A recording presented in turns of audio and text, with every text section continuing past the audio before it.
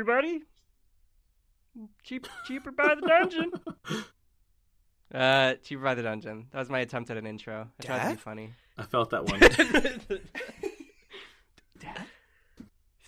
Is that him? It's Mr. Westboro. Zippy's father! It's my father. He's made it all the way. He talks like Rob, the corn cob and cobbler boy. Oh, yeah. Hello, everybody. Welcome. And I guess, Connor, are you here? Yes, I am. Adam. Hail and well met, fellow travelers. And your boy Zippy. Zippy here. Zippy here. I love that. There you go. Your real name's Zippy now. All right, let's get into it, I guess. Okay, so if you listened to the last episode, if you didn't listen to that last episode, here's a quick recap. Basically, what happened was the god of bliss, Turi, fell down from the heavens, crashed the king's funeral, and started a huge party. The gang immediately ran up, made the queen just start feeling sad, and then he showed back up, and they made a super sly deal with him. The deal that they made with the god of bliss was that they would be his kind of undercover agents, and they would find Colm Alvaro, who was kidnapped in the raid, and was the son or grandson of the now dead Pontus Alvaro. They would find him, return him, somehow get him elected as king, and also make sure that he switches basically the city religion from Salem to Turi's. In return, Turi will let them see or help them get into the room where the first grand treasure was found. That was the biggest thing. After that, they returned home, and Zippy went to sleep, and he started dreaming, and that's basically where we left off. It was a pretty sick episode. Very busy. There was also combat. I didn't mention that. Oh, yeah. Turi tested them. Did I miss anything, guys? Well, remember that super sweet thing with the arrow that teleported that water elemental up like 60 feet into the sky? Yeah, Seth, the can you tell them more about things that I did? I did some really cool things. So and Normandy especially, he really came through. Bask in my glory. Bask in my pure damage. Everybody did really good stuff. You're all great in my eyes. Thanks, Seth. Y'all got Thank you, DM. Inspiration Thank dice you. for all. Thank you. Senpai, I live for this. Senpai noticed me. Ew, Connor, what the heck? Damn. Hey, we all have our thing. Yeah, 3 people on this podcast watch anime, at least. I may or may not. Who? Wait, who are the 3? Connor, for sure. Blackjack, Yogurt, I guess. We'll leave it up to the listener. All right, let's get into it. So, Zippy, you are still dreaming. You are in this, never-ending carrot patch. It just goes on straight forever. And on either side of this carrot patch, you see just endless forests, one on the west side and east side. A knight in shining armor who sounded suspiciously like Paige and called themselves the Knight of Eternal Sunshine, tore up some carrots, told you bad guys were coming, that you should run away. But you said you'd protect them and hold them off. They thanked you, ran off into the forest, and then you saw cupcakes coming at you, singing, dancing, jumping. They're just like giant cupcakes with legs, like human legs. It looks really weird. And they're just running at you and just looking very smiley. What do you do, Zippy? If I had known that they were that they were unhealthy treats, I wouldn't have promised I would stay. So I run away. Okay. Okay, you start running away from the cupcakes, following the knight on the white steed. Yeah. Okay. You've kind of lost sight of them as they just went into the forest, but you kind of see where they entered, so you chase after them. Behind you, you just hear the cupcakes going, "Oh, we're gonna get ya! Oh, we're gonna get ya!" And they just keep jumping and hopping along, saying creepy stuff like that. You dash into the forest, and this isn't a regular forest. You start noticing that all the tree trunks are actually made of candy canes. And even all the plants and everything, it's just like gumdrops and gummy bears and just all candy. It's a candy forest. Candy land. This is truly a nightmare. I usually have quite a strict diet, you see. I don't know who I'm telling this to. It's just me. It's a good reminder for myself, though. And for listeners, high vegetable content is preferred. This is terrible. Do you keep pressing on, just forward? I observed my surroundings. Is there anything of notoriety around here? Like anything notable? Perception check. Okay. The good old dice roll. 13. Okay. And that's with all your bonuses and everything? Actually, and your keen no. senses? No. No. It is 16. Okay, that's better. You are looking around. There's a lot of notable things going on. There's lots of just like weird candy just growing up in weird shapes. It all looks like a forest, but it's all made of candy. There's also really tiny, like the ants, or what you thought were ants on the grounds, are actually really tiny gnomes, and they're all just carrying things back into a nest, and you can kind of hear them with your large ears, and the gnomes are just going like, ho ho, bring the candy back to the queen. And and they're just going along. It's very trippy. You also noticed, since you got above 15, off in the distance, you see a shadowy figure in a cloak on one of the branches, on one of the candy cane branches, way deep in the forest. It's about 150 feet away. You see this figure, and you can specifically see they just have like a notepad, and they're writing stuff down and just staring intently at you. Whoa. Other than that, you can hear in the other distance, like where you were chasing the knight, you also just hear them yelling, "Oh, go away, you ogre! You are not welcome here! I will slay all of you!" So a lot's going on. Wow, this jungle or tree area is quite a happening place. I don't like the way those gnomes are going about their business, though. Especially in this intense time of need from the knights and everyone. Excuse me, gnomes. The very tiny gnomes. They're literally the size of ants. Yeah, I crouched down. Excuse me, gnomes. Since I shouldn't be yelling. They're supposed to be. Oh man, good call. I would have punished you. Oh, hello. How are you doing? Where are you taking all this candy? To the queen gnome. Which way is that? I have quite a word for her to let. She must be the reason for all these cupcakes and everyone trying to hurt my friends. Cupcakes? Where? We'd like to bring them back to the queen. They were chasing me. I don't know. They must be close because they're pretty fast, and they were just saying they were gonna get me. A lot of things are gonna get you in these woods, but the queen is in this little tree hole. And he points to a tree that is literally like 2 feet away. But it's kind of like a real trek for them. Well, I would like to talk to her, but I can't have you people getting in my way.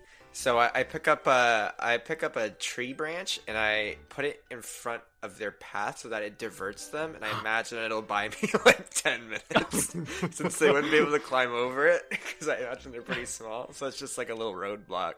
You are like a shadow of the Colossus just tightened to them. And they just see you like pick up basically a mountain and place it in front of their path, and they're like, "Weeks! I'll never get back to my family!" Oh, I thought we were almost there. Oh, we were so close. And the leader gnome is like, Don't worry, we'll just climb over it. That's what us gnomes do. I don't know if I can do this anymore, Jerry! And then one just like screams and runs backwards, but you can see it and you can just hear him still screaming. He's not running very fast.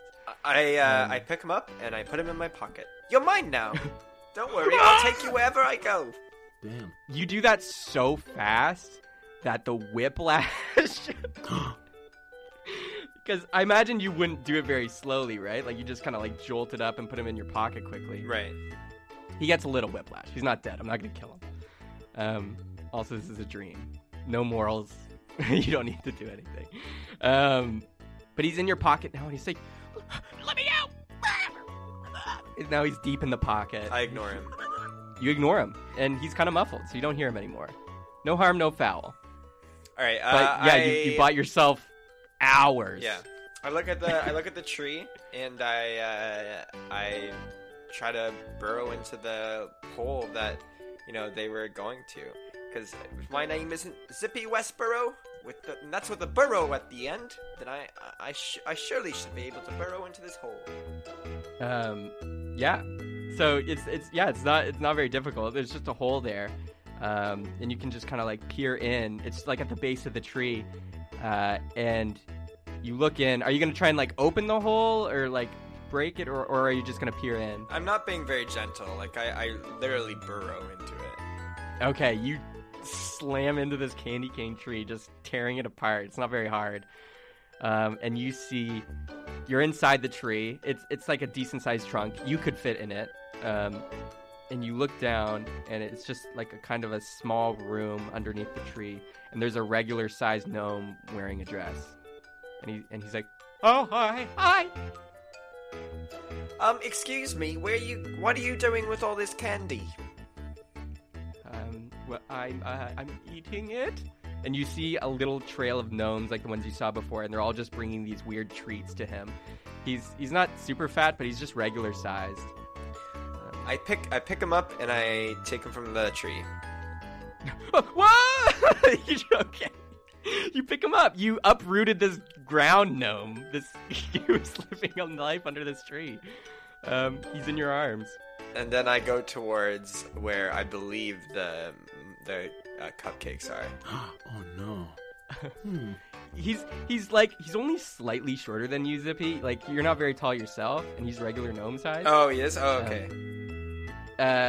But you can still like put him under your arm, which I imagine you're doing. Yeah, that was. And he's just like, where are we going? I'm gonna take. You like eating sweets, do you? Well, I'll take you to the best sweets in the world. Oh my god. Oh yeah. More sweets for the queen. I'm gonna make you some like. You're gonna be one of my guys now. Yeah. I would love to be one of your guys, but I need you to solve this little predicament I'm in. Okay. All right, so we head towards where I believe the cupcakes are that were chasing me. Yeah, you make it to the edge of the forest and you see the carrot patch again, and they're still like just hopping. They're very slow, even though they have like regular man legs, and they're still hopping up and down. They're like, "Whoa, I'm gonna get you!" Woo! Yeah. So I put the gnome queen on the ground, and then it's a man, by the way. It's a male gnome just wearing a dress. Yeah, but he's called the queen, right? Yeah, he is. Yeah, yes, you are correct. And then with all my leg strength, I kick him towards the cupcakes. Okay, strength check. Actually, I think that's dex check because of your legs. Yeah, it is. Oh, neat. It is a 13. Okay, you like line up behind him, lie down on the ground, crank your legs back, and then like you hit him like a pinball machine, and he goes like flying. But he doesn't go too far, and he lands on the ground, and he starts doing a tumble, a somersault, and he like goes, and then he stops right in front of like the first cupcake that was leading them, and they're all like, "Oh, I'm gonna get you!" And he's like, "Ha, cupcakes!" And then you see human man arms just burst out of the cupcakes from the sides, and they start tickling him, and he's like, "Oh no!" And they don't stop. And at first it's funny, but then it just gets really, really brutal, and you can just like hear tears and laughter, and he's crying. Come on! Like, I'm gonna get you! Eat them! That's your job! Okay, you suggest that, and when you do, you see the cupcakes start growing like fangs, and then one takes one of his gnomish legs and just bites, and he's like, "Oh! Ah! Ow! No, please! I'm the queen!" Oh my god. Must be a devil's chocolate cake. Either way, you have bought yourself some time from these murderous cupcakes, these tickle cupcakes that now have turned rabid. Rabbit, but not rabbit. Rabid, yeah. What to do? I really thought that would work. I really messed up that whole kingdom right there. you messed up a whole ecosystem. You single-handedly for that gnome. overthrew an entire kingdom. You see the little gnome. He found his way to climb out of your pocket. He peeks through and he's like, "Thank you. I hated that guy. Oh, I hate my you job. should help your queen. Back them up." And then I throw him towards the cupcakes. No. He's too small to see at the distance now. But he's probably over there. What would you like to do, Zippy? I don't need any what's the word? Anyone holding me back. Ooh. Good words. I would like it to do another survey of notable things around the area. So Yeah, for sure. Another perception check, I guess. Roll. That one is a 12. That's a 12. You look around, it's pretty much the same scenery. You do hear Paige and a sword fight going on between her and what she called an ogre in the forest. Since I'm aware of that shadowy figure taking notes, shouldn't I still, even though I rolled lower, shouldn't I still be somewhat more aware? You look back to see if you can see him or see like in that area that they were in, but they're gone. Who is that? Oh my gosh. I would like to go. But yes, you're right though. You would like Zippy is more aware of that. Maybe I should go speak with that gentleman watching me. He could probably teach me some pointers in how I handled that situation. Because, I mean, it could have turned out a lot better. So I go to the area where that shadowy figure was standing. Okay. You go through the forest and you make your way to where you guess he was at. It's kind of still a little difficult to make your way through this messed up world. But you find the base of like the candy cane tree he was on, and you look up to where the branch was and you determine this is most likely the tree, and you see at where the branch meets the tree where he was standing, there's a door.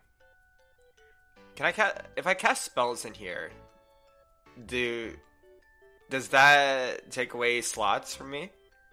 No, they don't. Okay. I would like to. That's dream rule number 1. Write it down. I would like to check for traps. I have a spell that does it very well.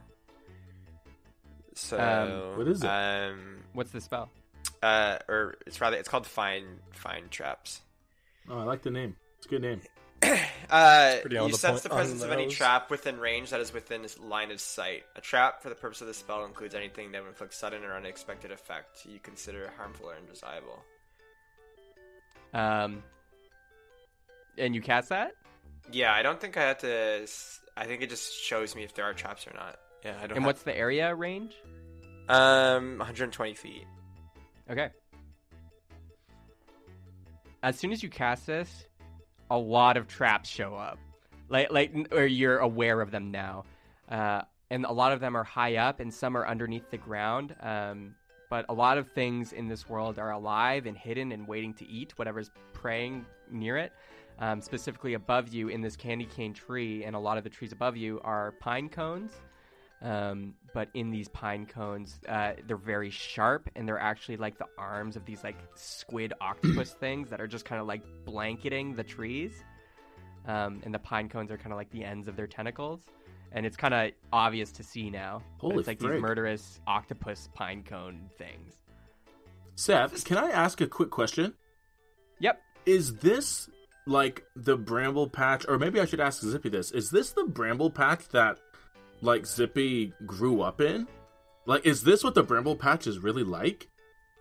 I think we can both answer that one and say it is not like Oh, the bramble phew. patch at all. 'Cause It is that's not, bramble patch is not flippin' this messed cotton up. candy land. Okay, good, because Um, that's messed up, man. Whew. It is not the bramble patch. Boy, this place sure is messed up. Now that I think harder, I don't even know how I really got here. I know I was doing something in that carrot field over there, Well, if this is my home now, then it's best that I know every single inch of it. And so I go through, try to open the door. It's up in the tree, so you gotta hop up there. Are you gonna just jump? You can make it with your base jump. 'cause you can I jump pretty fly high. since it's my dream. Nice. Believe it or not, you actually do fly because of your pure willpower and awareness of this dream. Although I guess I shouldn't. I say since it's my dream. I don't. I would assume it's my dream. I guess. It Interesting. might be. You never know. Wow, what the flip. But you fly up. You actually see one of the pine cone tendrils start reeling back, like get sucked up into the tree, and now it's going to shoot out at you. What do you do?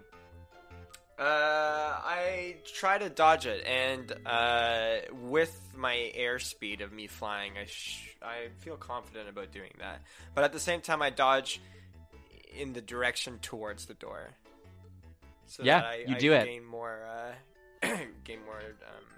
movement towards it. You see it coming. You just think, I'm going to fly faster, and you do. And you dodge it. And now you're at the door. And you open it. I sniff it first.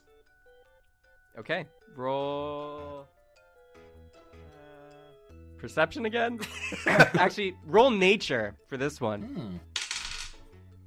That's a 18.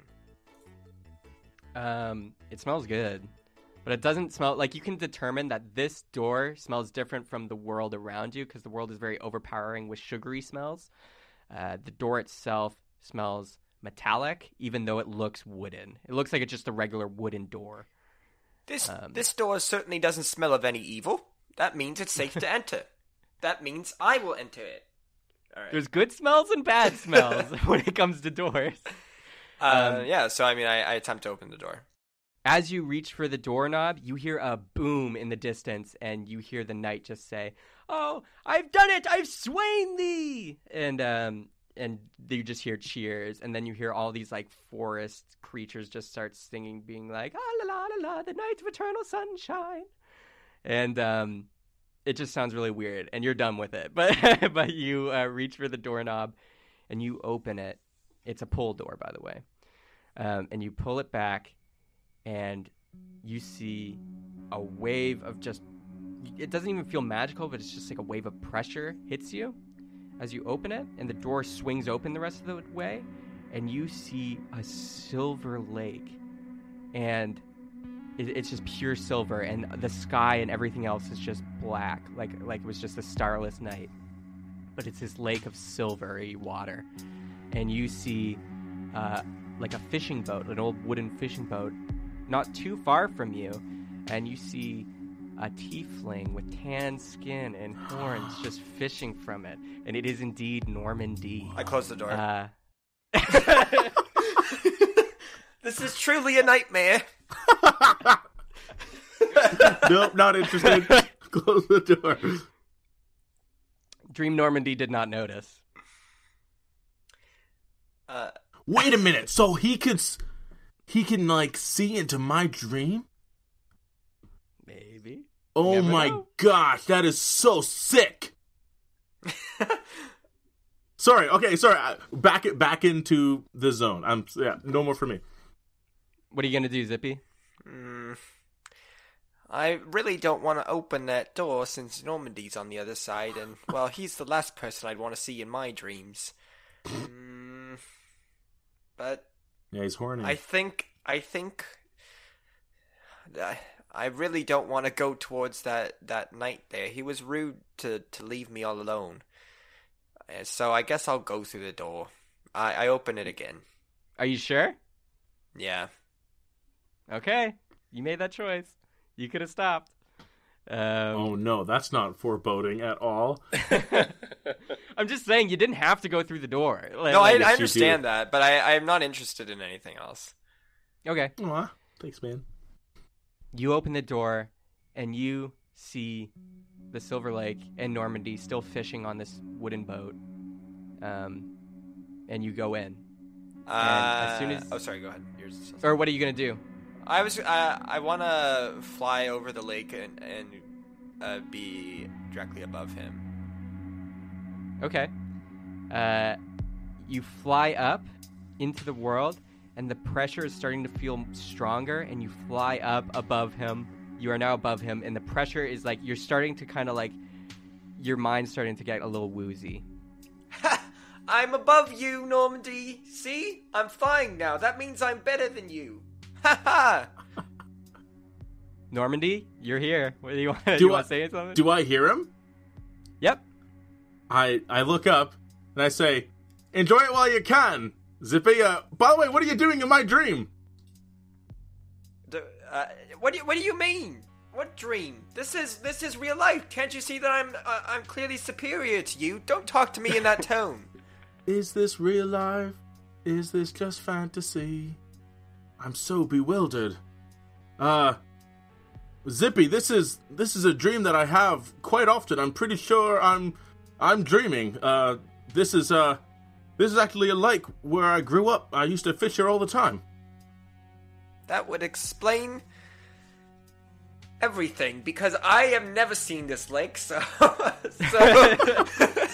You see, as you guys are conversing, actually you're starting to get a little bit more woozier. You're starting to lose your dream consciousness, and you see a bulge in the water. A bulge comes up, and the water like surges up, and then goes down like a wave. And the waters get unsteady real quick, and then Zippy, you like dream faint.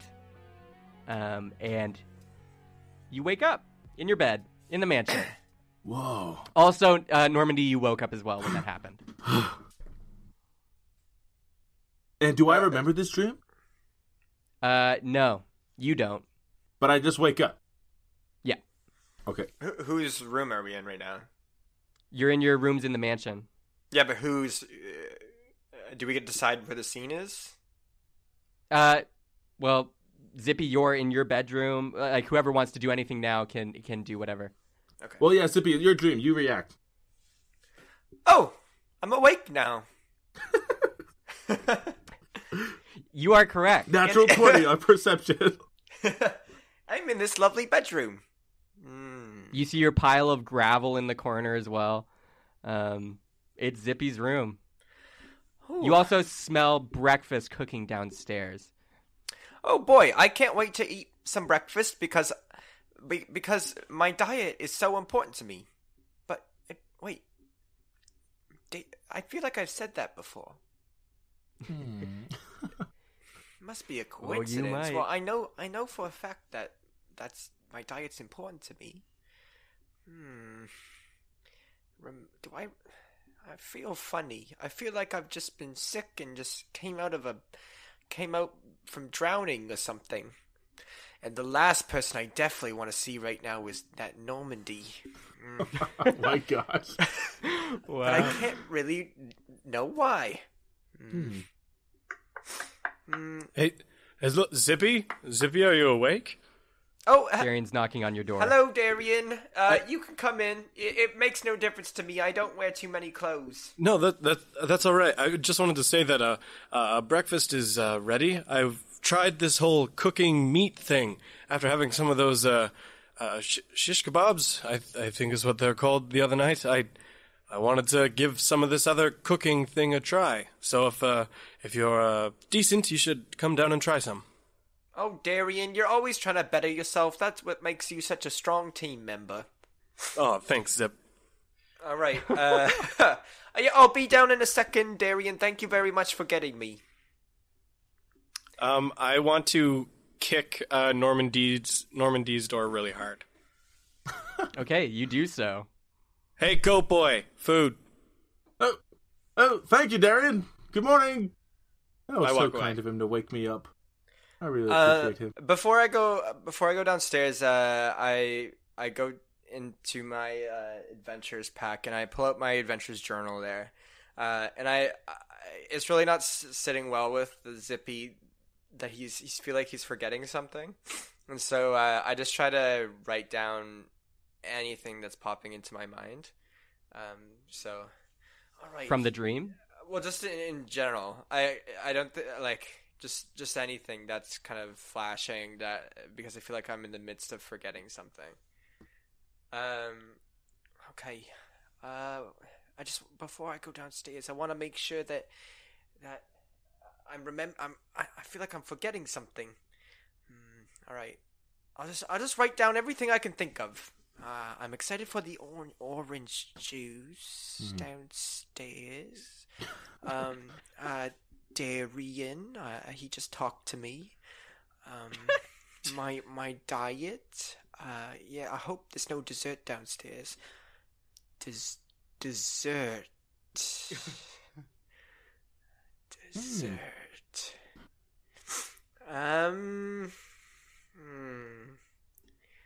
Something about dessert. That seems familiar to me. I'll underline that. All right. And then I'm thinking Normandy. Yeah, cross that out. No, right there.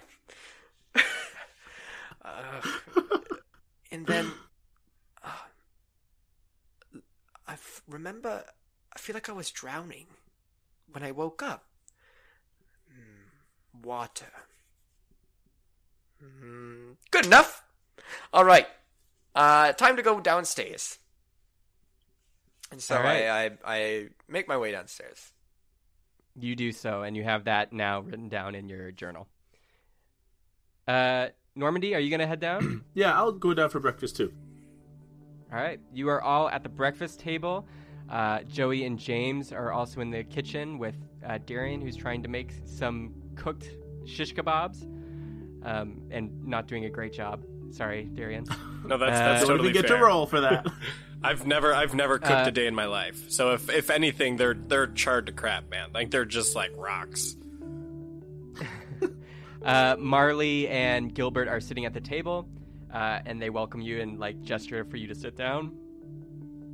And also you see Paige in her pajamas come walking down the steps, and she's just rubbing her eyes, and she's like, "Eternal sunshine of the orange juice. I'm ready for breakfast."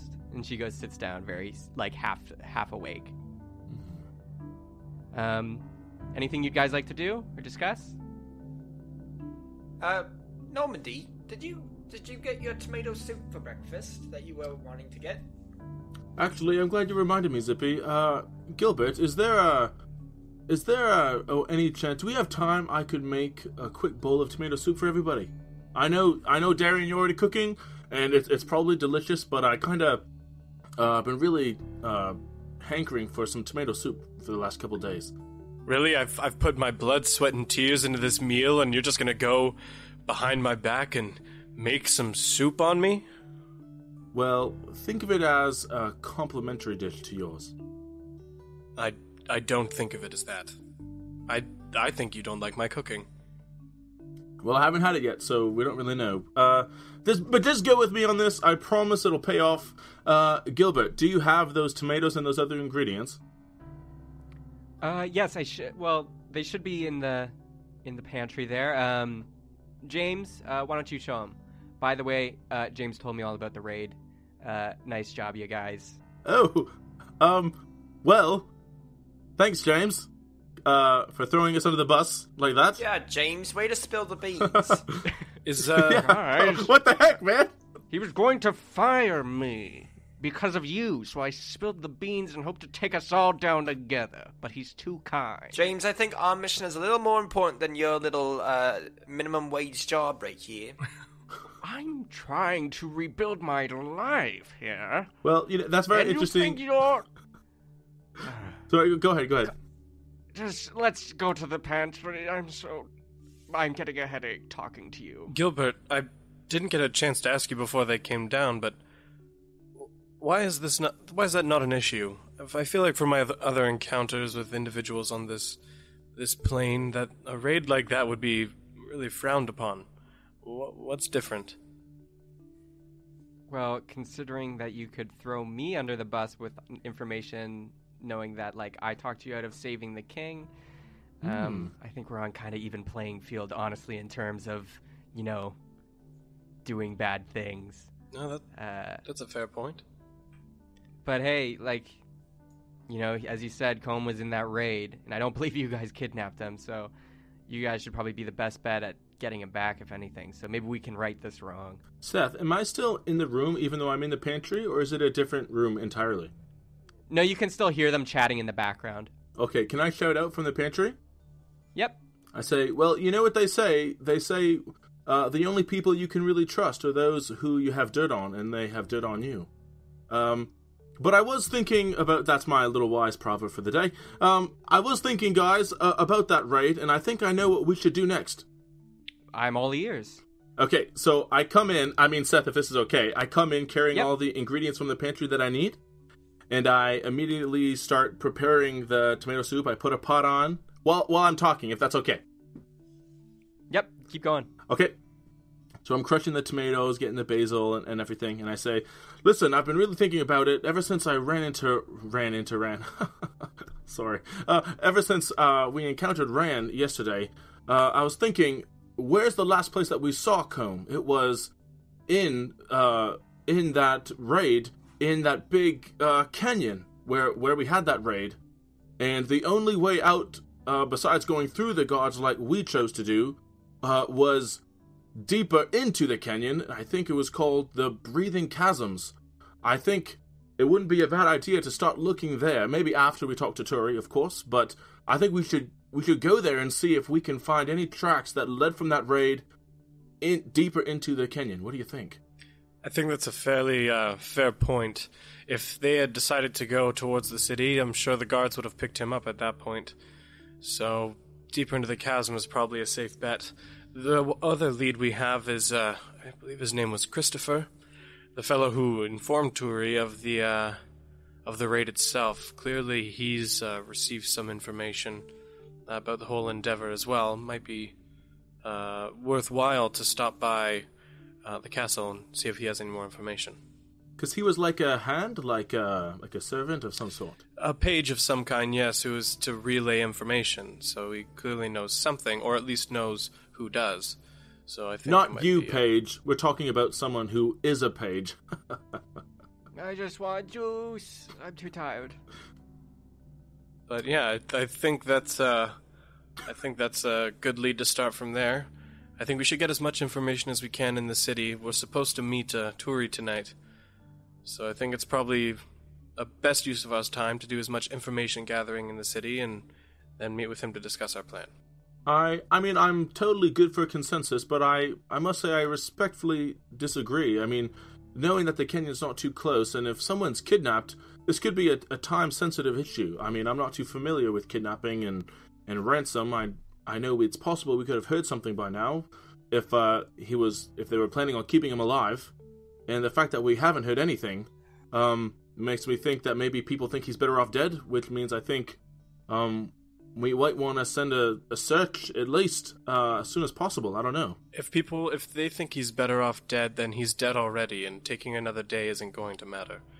I'm not running blind out into the wilderness to hopefully come across the people who decided to capture the son of the dead king. I would like to go into it knowing what I'm walking into. I mean, you're a ranger. You'd probably roll pretty hard trying to track him. I mean, read some footprints, read the land. Statistically, the odds of survival after 4 to 5 days dramatically decrease. I know that.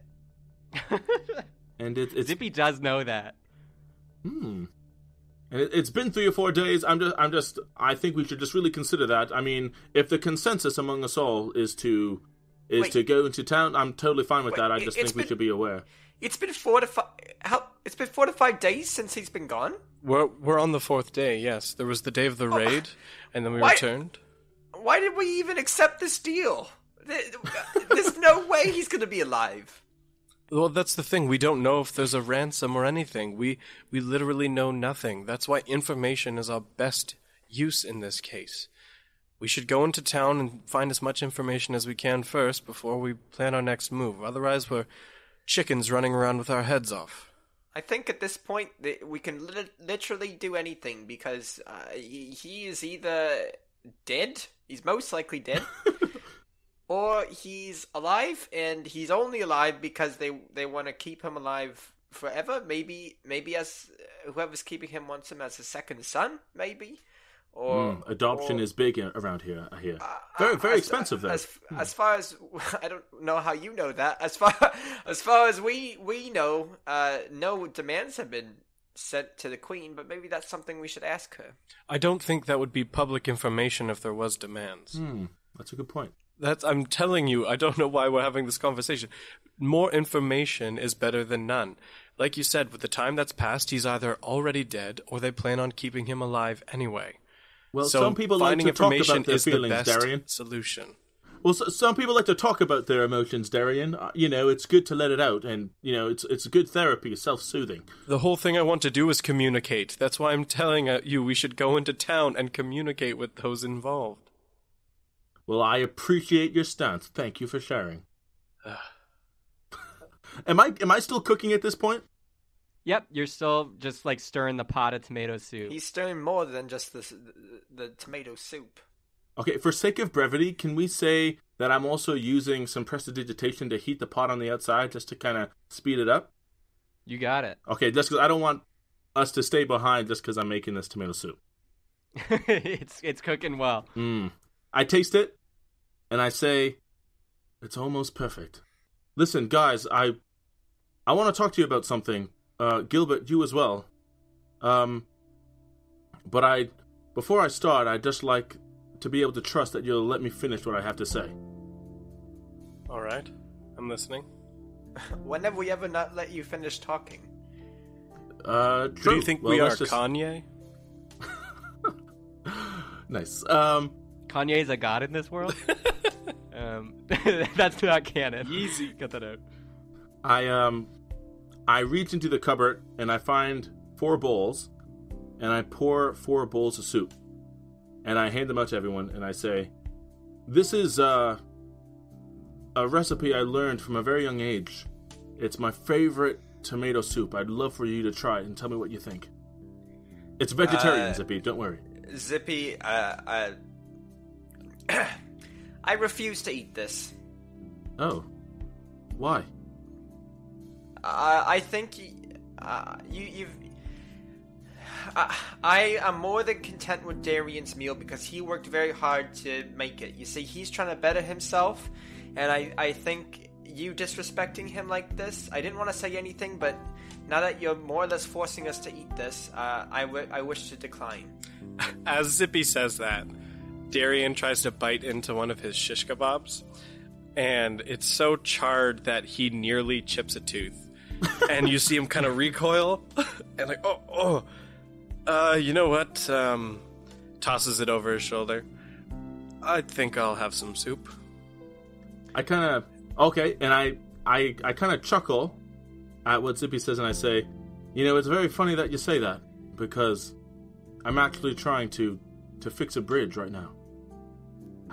Darian, how is it? I don't know, Seth. How is it? You taste it, and it's pretty good tomato soup. You haven't had too much in your day, Darian, but you can tell this is a pretty good soup. It does feel like it's missing something, though, but it's still pretty good. Gilbert also tastes it, and he's like, this is very well done. I love it. Thank you, Normandy. And then Marley reaches over, grabs Gilbert's spoon, and tastes them as well. And her face lights up, and she gives you a big thumbs up. There's vodka in there. I wouldn't give it to kids. I'm just kidding. Marley, and then and Gilbert grabs Marley and brings her upstairs to the toilet. She would like it though. So am I alone with Zippy and Darian now? And Paige, who's like half awake. Joey's cooking stuff like regular breakfast for Paige right now, and James is just sorting the pantry. Okay, I say to myself, I'll kind of have to repeat this to Gilbert later, but as I'm really proud of this soup. It's a great recipe. When I was a child, I was found and adopted. It's funny that we were talking about this. I was adopted by a very kind man named Master Matsumura, and he tried to teach me the ways of the monk, and it never really stuck. Instead, I kind of chose music as my path. But he tried to teach me everything he knew. And not just the ways of the monk, but the other things. And this was actually his recipe for tomato soup. And as he got older, he started to lose his memory. It would come and go. And so I started writing things down that he would tell me, because I never knew when the next time he would forget everything. That's what these tattoos are. And I peel back my sleeves and kind of lift up my shirt a little bit. And I show them these kind of like teal tattoos kind of etched into my skin. You see just tons of tattoos, different symbols and shapes, words, some weird little sayings, and also you see the tomato soup recipe on the forearm. But lots of just weird symbols. You can't really make out much of it, but it just looks very odd and bizarre and kind of random, but there is some like little nuggets of knowledge you can see in there. So a lot of this is Inferno, just because he didn't trust me, or he didn't trust other people with the information. Some of it is his own symbols that he kind of taught me to understand. But as you can see here, this recipe for tomato soup, you can see there's a little spot missing at the end. And it's because his memory faded before he could tell me the secret ingredient to it. And Matsumura is gone now. And I have to look down the rest of my life knowing I'll never have that soup again. You know, the reality is I know the recipe to a really good tomato soup, but I don't know the perfect recipe. And it's become very clear to me that there's a lot of things I know, but there's a lot of things I don't know as well. I don't know you both as well as I should. And sometimes I misread the signs. And I want to formally apologize for anything and everything I've said that maybe I didn't monitor close enough. Because believe it or not, I really do see you as my allies and my friends. And I really think we can do great things together, but only together. And if that can happen, then maybe an imperfect soup recipe is worth the price. And then I sit down and I have my own bowl of soup. Darian just kind of looks over at Zippy for a second, and then kind of looks back at the bowl of soup. You know, it's a pretty good bowl of soup. But it's not good enough. You see, your problem is, Normandy, that it's still all about you, isn't it? This whole thing you're doing right here, well, I've said this before, but actions speak louder of words, and unfortunately a bowl of soup isn't quite gonna cut it. Because you see, I still just get the impression this is all more or less about you. You refuse to tell us your real motives whenever you're doing anything. When you wanted to start this bowl of soup, when we say that Darian, that Darian was already making a meal, and you're just like, you just say that you're going to just do your own thing, and you're going to let us know eventually. That doesn't fly with a team, and I don't truly think you've learned that. Do you have more to say? You can respond. I was just gonna chime in for a sec as well. Sure. Normandy, I see the branch you're extending, and I do accept it. But Zippy's right. Action is what proves intention. You can intend as much as you want, but until you prove and act out that intention, that's when it means something. And so I do accept this, and like I said, it is a pretty good soup. But let's continue to build this moving forward. I'm willing to look past some of it, but like Zippy said, let's become a team. All right. I mean, Zippy, I honestly don't know what to say, because I solidly believe that my actions have been stalwart to the end. I've only acted for the benefit of this team, and I think that's apparent. But I'm pledging myself anew, and I can only hope that you come around to see it that way. You'll have to forgive me, being a bard. I love to sing, and I have a flair for the theatric, and that will never change because that's who I am. And I'll never change who I am, as I would not ask you to.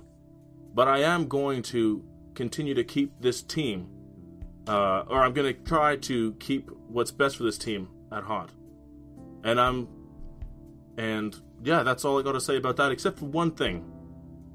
Darian, and I say this really respectfully, the next time, I'll just say it.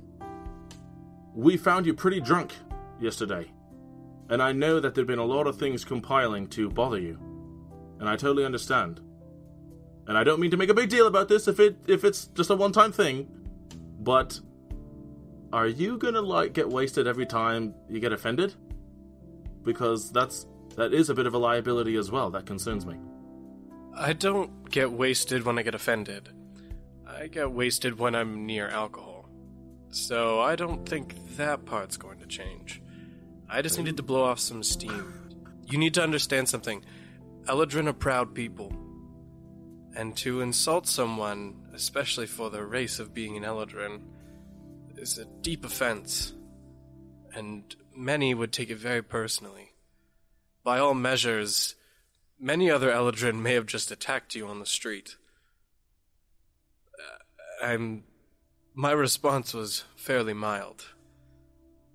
But I need you to understand that the things you say have consequences. And I'm aware my actions have consequences as well, but I'm willing to live with them. I just want you to know that you should be ready to live with yours as well in the future. Paige, what do you think? I say... I wasn't expecting that. You should all just kiss and make up already. I just want to eat eggs. Do the teammate hands in thing. Oh, Team 8. I put my hand in, and I say, how about a fresh start for all of us? Zippy?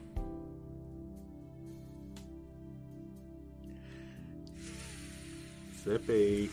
Team 8. Friends forever. Come on, put your furry paw in there. I really appreciate the gesture, but I cannot. You see, maybe if you really knew about me, or really anything about me, Normandy, you would know that I'm from the Bramble Patch. My name is Zippy Westboro. And because of that, and I have a large family, you see, family means a lot to me, and that means the relations I have with other people mean a lot to me too, and I don't give out an extension like that just willy-nilly. So I'll probably need some more time, you know. But I mean, you two can hold hands if you would like. I solemnly lift my hand that's out in the middle of the table. I lift it up and give myself a high five. And just kind of nod, as in, that's the only way you can redeem it when you're left hanging, you know? Darian stands up from the table, puts a hand on Normandy's shoulder, and kind of does a little pat thing, and just says, Sorry, that just happened sometime. I'm sorry. Gosh. We should get our things together. We gotta head back into town. Alright. Sweet. Yeah, perfect. I get up and I kind of start cleaning up the tomato soup bowls. Okay. As you're cleaning them up, you hear two more sets of steps come down the stairs, and it's Blackjack and Yogurt, and they look like they just shot awake. And Blackjack's like, "Oh, did we miss a teammate hand-in thing, or was that a false alarm?" "Yeah, false alarm on the teammate thing, because I really want to be in on that." It's more of like a team 3 right now, Blackjack and Yogurt, and since you were originally part of that, it's even more appropriate. Do you guys want some tomato soup? Oh, hell yeah. I would love some tomato soup. Thank you, Normandy. It's- Yeah, thanks, Normandy. I would love some. Well, it's a family recipe. It's almost perfect, some would say. Oh, that's the best kind of recipe. The family ones. Don't cook with your family, though, as ingredients, I mean. That's so weird, Blackjack. Yeah, it didn't work out I'll well take for a me bowl. either. Yeah. And I kind of chuckle. So you and- give yeah. them 2 bowls, and they eat it, and they love it. Right on. I go upstairs to get ready. Okay. And Darian, are you getting ready? Well, yeah, I already kind of did my exit. All right. Sorry. Zippy, are you going to leave the table and get ready? Is Paige still at the table? Try the soup, goddammit! Paige. Eat it! Paige is still at the table. So what's your problem anyway?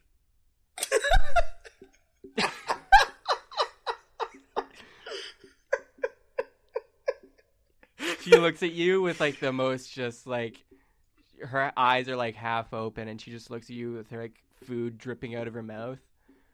She's like, "What's your problem?" Look, I don't want to have a problem here like we do every day. I think we have a problem here.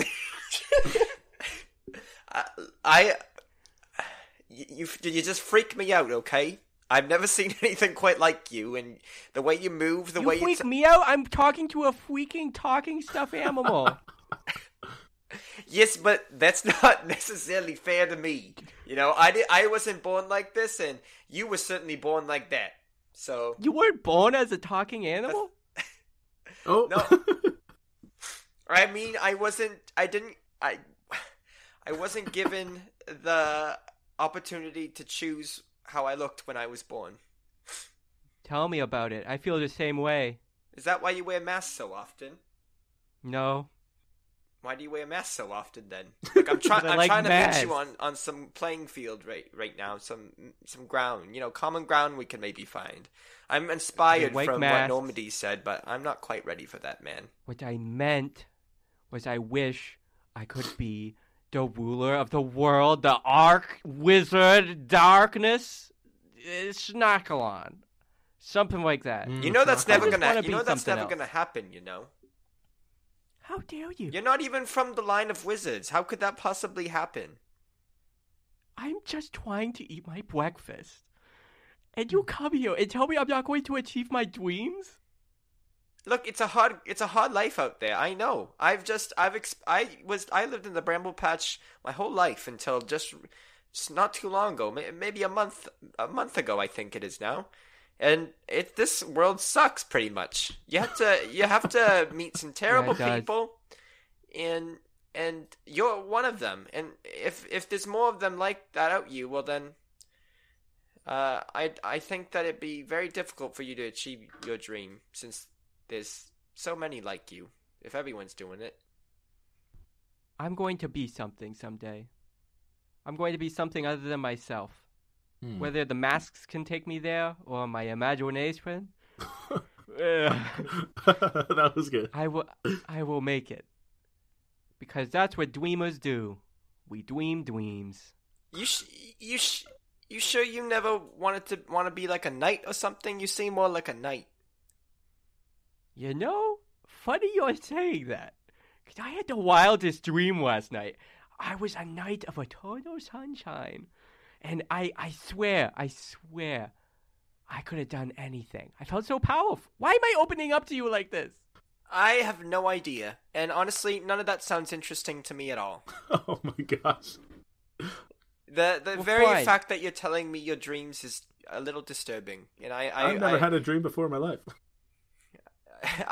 I just wish to not speak to you anymore for the remainder of the day. Same. Get out of here. Damn, Zippy burning bridges, man. I go upstairs and get my things together. As you're walking away from the table, Paige just says, "Hey, Zippy, What do you want?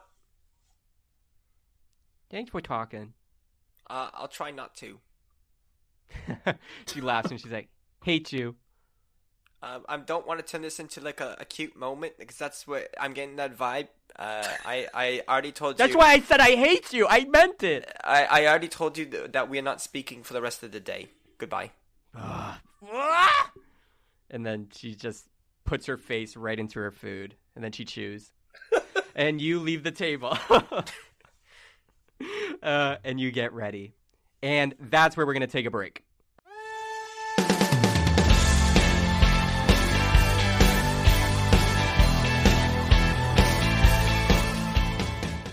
Hey, everybody. It's your old pal, Midroll Seth, with special guest for this midroll. It's Midroll Adam. Hello, how's it going?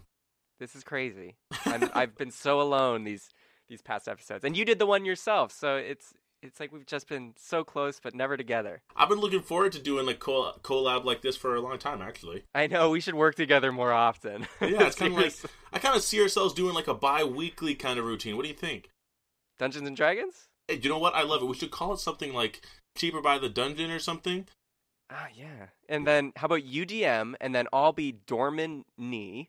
I love it. And, that's perfect. And we'll get up to some crazy stuff. Yes. All right. Well, there's a reason for both of us being here, and it's not just to riff off each other. It's because we want to shout out what Adam's got going on. Yes, I know. Adam, our boy, is up to more than just Cheaper by the Dungeon. He does stuff. He's a busy guy. So, Adam, shout out what you're doing. Cool. Thanks, Seth. So anyone who doesn't follow me on Instagram, you totally should. But if you don't, you may not know this about me, but I'm actually part of a production company called Secret Level Entertainment. We're pretty new, but we make entertaining things like board games, music, musicals, things like that. But the latest and biggest thing that we just completed is our first radio play. It's called Magi and the Quest for Christmas. It's out right now, anywhere you can get your podcasts. So we're talking Spotify, iTunes, basically anywhere that you can listen to Cheaper by the Dungeon, us, you can find it in the same place. A little bit about it. Well, it's a family-friendly show. It runs about 2.5 hours long, but we broke it up into really nice 20-minute segments for everyone, 20-minute episodes. So basically it follows the three wise men in their time-traveling shenanigans. Didn't know that the wise men travel through time? Well, now you do. So it's basically an action comedy. It has... like 3-time Emmy Award winner Kim Cornelius on there, as well as a bunch of other amazing voice talent. Seriously, it's we're really, really proud of this one, and we really want you to check it out. Seriously, guys, I have actually personally listened to it. Of course I have. And Thanks, man. it is incredible production quality. And it's very good. It's an easy listen, so, if you're driving somewhere this Christmas season, just pop it in and play. After you've listened to this episode, of course. Yeah, not before. Not before.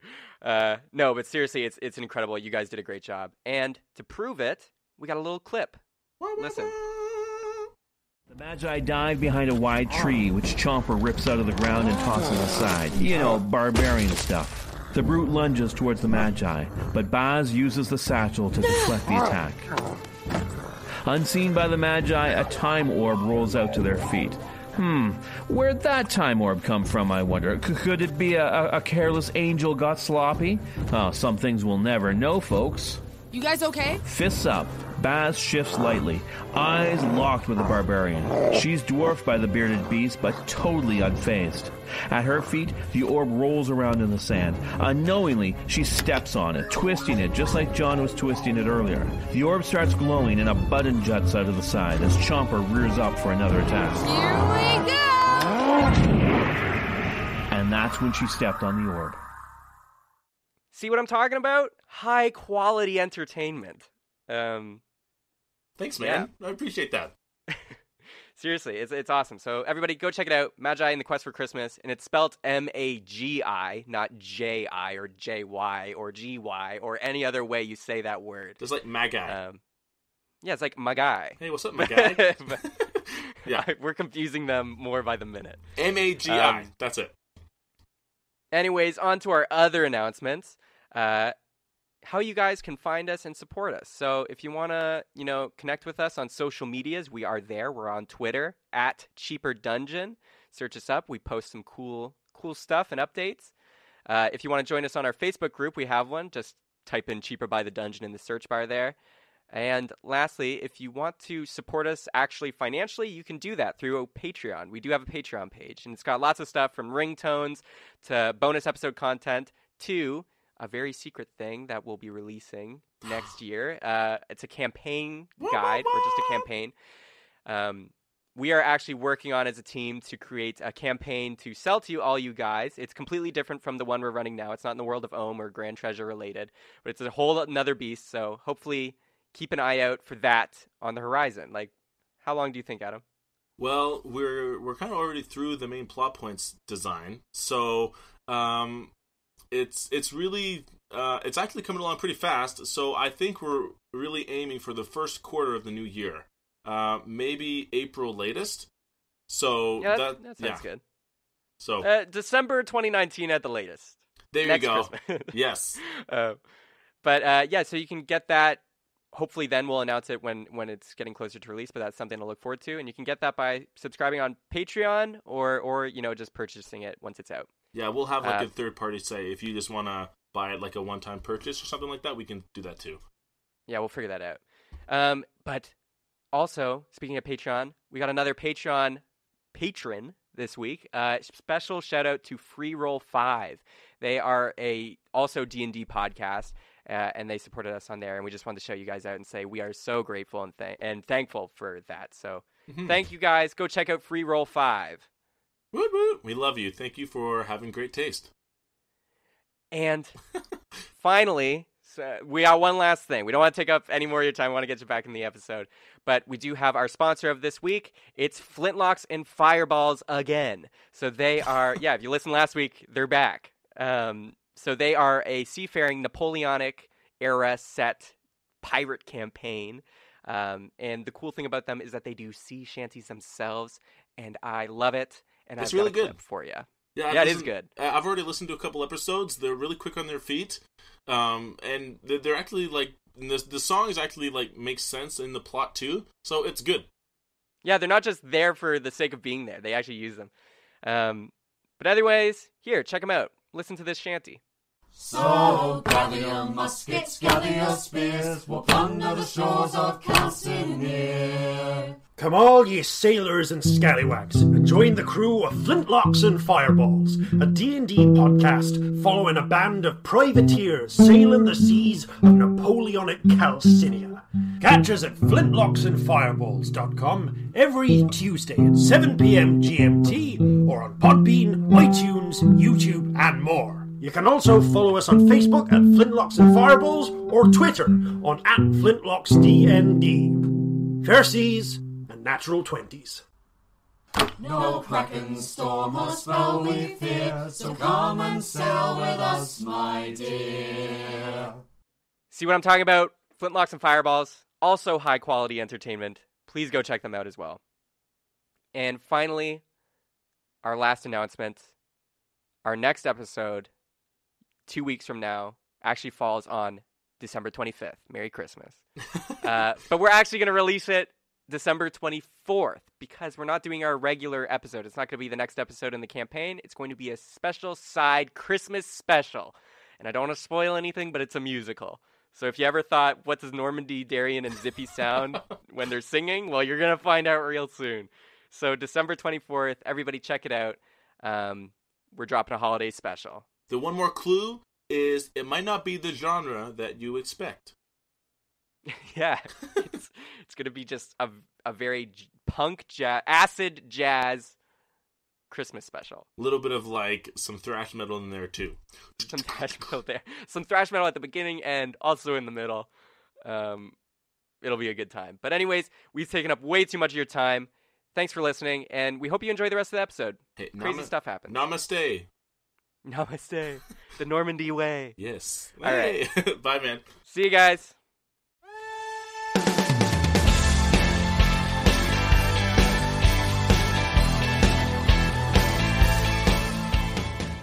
All right, we are back after that emotional conversation.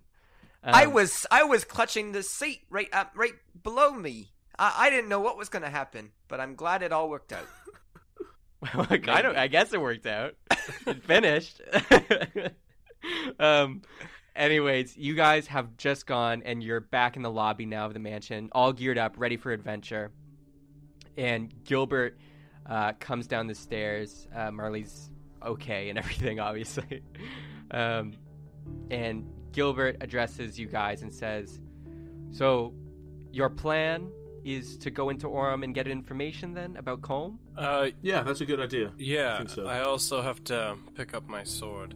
It's not the job's not fully done, but I can at least get the blade itself back. Right, that'll be useful. You know, maybe if we look at this another direction, just for the first clue, I think, for finding Colm. What if we look at the name backwards? Maybe that was a clue we missed. Lock. Lock. Lock. Down Yeah, by the lock. That gave me nothing. I think the best thing we can do is go talk to Tori. Wait, what about the last name? Alvaro. Or Ralaver. No, yeah, I'm not doing that. Nope. That's way too long. Lock. The only reason I suggested this was I thought it'd be a nice little I trick. also, again, as I suggested, I would like to meet with Christopher to see who knows what about the raid and where things may have ended up, because maybe we can get some monetary incentive Right, from the page boy. the royal family as well. Kind of like I think, though, we gotta be careful because we only made this deal between us and Tori, and I think we should be very careful when talking to Christopher because we don't want to give away too much. We wanna make this seem like it was kind of like our own intuition. If I can speak plainly, I'm not sure if Christopher's really going to know anything, because it sounded to me like he only knew common royalty gossip like he's missing. I don't know if he would be privy to information that besides what Ran would know. He literally told Turi that Colm had been kidnapped in a raid. If anything, he had to get the information from somewhere. A lead is a lead. We can follow that to the end to find the primary source of that. I'm not saying Christopher has all the information, but I think he can lead us to someone who does. I think we might also want to go talk to Ran if we can. I'd rather not play with fire on that one, if I'm being honest. He doesn't have to know. He doesn't have to know it's us. I can use disguise self and talk to him as someone else. Maybe as the queen. I just think it's more like poking a bear with him. I'm just not too sure. Okay, yeah, we'll try Christopher, and it's an option if it falls through. It's something we can always pursue if we get nothing but dead ends. But I'd rather keep our distance as much as possible. Also, I would highly recommend going off what Zippy said. Do not mention the Tori thing, because from the story you told me, it seems like Tori cannot have anyone know you're doing this for him or that you made the deal. You probably already made your first mistake telling me, to be honest, so I am not going to be coming with you today. And I'm not going to be going to that meeting, because I think if you show up with an outsider, the whole thing's going to be off. Gilbert, are you going to turn on us while we're away? Because it sounds to me like it's a little suspicious that you're leaving after we told you some very crucial information. No. I cast Detect Thoughts. Yeah. One sec. He's going to try and just... because he sees you're going for it. I mean, they don't know that I'm... When I first cast it, they're unaware. Okay. They don't see your hands moving in a magical way? Oh, I don't know if it's a hand gesture. I don't know. Either way, the roll was bad. So you can hear his surface level thoughts. And you can just hear... It's like a rush of ideas. And Gilbert's just thinking, he's like, okay, I could go to the society. I could go talk to the people up there, the other nobles. The other nobles might know more information. I can help them that way and then feed it down the line. I could also just check through all my connections throughout the city, see if there's something with the underground, see if there's something with Limbo, and we'll figure it out there. Limbo. And you heard all those surface level thoughts.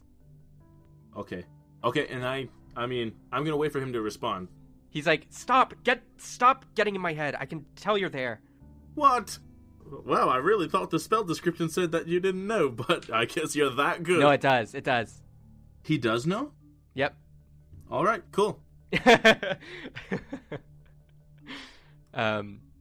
Yeah, so he's like, get out of my head. I know what you're doing, Normandy. All right. I apologize. We have to be sure.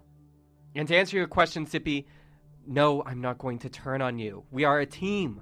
I already told you. You guys saved my life. I am indebted to you.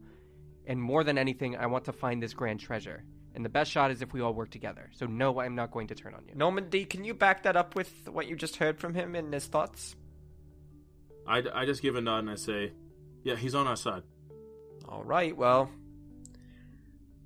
I guess I'll just be rolling the dice with you then. You're not rolling the dice. I thought we had a good bond going. I met you yesterday. That is very true, but it's been a long day. It's been like 3 episodes. Well, I'm glad we're stirring up trouble where it's not necessary. Do you have any last suggestions before we head out, Gilbert? Any other potential leads? No. Not that I can think of. Well, not that I haven't already thought. And he looks at Normandy. Oh my god. I guess. Well, while you guys are gone doing that, I'm going to try and use my connections to see if I can figure out any other information related to Colm. Talk to the nobles, and as you probably heard, see if there's any connection to Limbo. Limbo is the gang. It's the mob boss kind of underground group that shakes things up from the shadows of Orem. They're usually not too bad, but I feel like maybe they might be involved with this. Let us know if you come across anything then. If you get any other crucial information while we're in town, I don't know if you can send a messenger of some kind, but we're gonna find as much information as we can while we're there. Sounds good. Let's meet back here tonight. Let's go. Perfect. Sweet. And you guys are gone. You're out the door. And just as you're leaving, Blackjack and Yogurt are like, "Oh, hey, boys, we're coming along too. At least for the ride. We have some business in the Orem, I suppose. Yeah, real good business, I think." Oh, come on, Blackjack, Yogurt. Tell us what your business is. Come on. You twist my arm. My business is thieving. I'm getting an itch. I'm getting a real itch, Zip. Yeah, real itch. I can't say I've gotten the itch quite like you guys, but let me know if you find anything interesting, will ya? Oh, yeah. Anything you want us to specifically look out for, maybe? Could you maybe see if there's some fresh carrots there? There's just not... all the carrots in this house suck. Nothing like those longleaf ones back home, right? Like you were telling us, Zip?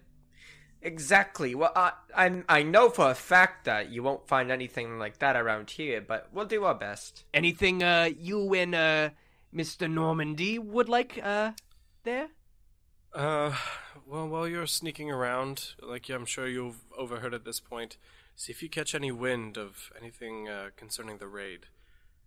Right now, I think our most valuable pursuit is information, so if you hear anything, let us know. Yeah. Anything raid related, write that down. You got that, Yogurt? Yeah, I got it. And yeah, they're gonna join and they're gonna do those tasks for you while you're doing your stuff. You guys are spreading out the manpower. And you ready to go? Get on your horses. Let's go, Tea Leaf. Hi, Denmark. Long face Cloppy Hooves, how are you? I am fine. How are you, master? I could be better. It's been quite a whirlwind of a day so far, and I just finished breakfast. That's not a good sign. I would stay in bed for the rest of the day if I were you. Do you think so? All right, if you think that's best. All right, Normandy, Darian, you guys go without me. I think I'll take a nap. Zippy, No, what are you doing? Need you. We need you. All right, if you guys insist. Sorry, Long-Faced Clappy Hooves. These guys would be useless without me. See how they're begging for me? Zippy! And he puts a hoof on your shoulder. He's like, don't let anyone pressure you into doing something you do not want to do. I learned that the hard way. All right. Yeah, no, guys, I'm definitely going to stay back and nap. Yep, that's definitely what I'm going to do. Zippy, are you sure? Nah, I'm here for an adventure. I'm sorry, Long-Faced Cloppy Hooves. I'm here to stay. You guys would be useless without me. That is very true, Master. And meanwhile, these guys have no idea. Yeah, they've just what heard the like, horse is saying. like that's all they've heard. All right, well, let's go. Yeah, I get on my horse. You guys get on Tea Leaf and Denmark, your horses. Blackjack and Yogurt need to ride with somebody. Anybody willing to let Yogurt and his fat ass get on somebody's horse? I don't mind. Hey, thank you, Normandy. If it wasn't for you, I'd probably have to walk everywhere. You're the only one who can put up with me and my fat ass. Just sit behind me. Blackjack, get on my Oh, horse. hell yeah, double buddy cop time. Hey, I'm your butt. Oh, yeah, I guess he's part of the team. And Blackjack hops on yours, Zippy. I'm more like your police chief. Yeah, more like the warden. Get it? Because it's like prison. I don't get it myself. That was a bad joke. Yeah, bad joke. Put that away. Everybody good to go? Oh, I mean, is it too late for me to put my amulet in that little cage I have? Sure, I'll let you put it in right now. You have it. You can just toss it in. Okay. Here, Yoga, do you mind steering for a moment? And I kind of... Actually, no, don't reach around. I'm fine. I got it. And I'm kind of... Never mind. And, I put my medallion in the little cage for a small enchantment. Okay, you gotta look away. Oh, yeah, okay, I look away. Okay. Are you gonna look back? Yeah. Okay, there's a minor ability on it. Nice! Yes! It worked! Do I get to know what it is? Yep. I will say that the minor ability, which I've kind of already predetermined for you, is going to be that you put the amulet in, right? Your Demon King symbol amulet. The amulet now, it has a little effect, and you can write this down, that no matter where you are, like if the amulet is off your person, it will slowly gravitate towards you. Like it'll slowly start moving towards you. Come on. So basically you can never lose it. That's so sick. So no matter where it is, it'll always try to come back to you. Oh my gosh, that's amazing. It's like the screw from Iron Giant. Yeah, pretty much. Yeah, almost exactly. That's amazing. Sweet. That is an amazing minor ability. I put the cage away. Sorry about that, guys. I'm totally good to go. Let's go. All right. You guys are off, and you're traveling. Any conversations you want to take place while you're traveling to Orem? I feel like we've talked a lot. I whistle. All right. As you guys are traveling and Normandy's whistling a tune, you're just slowly going. You're making your way at an okay pace just across the fields and the farmland.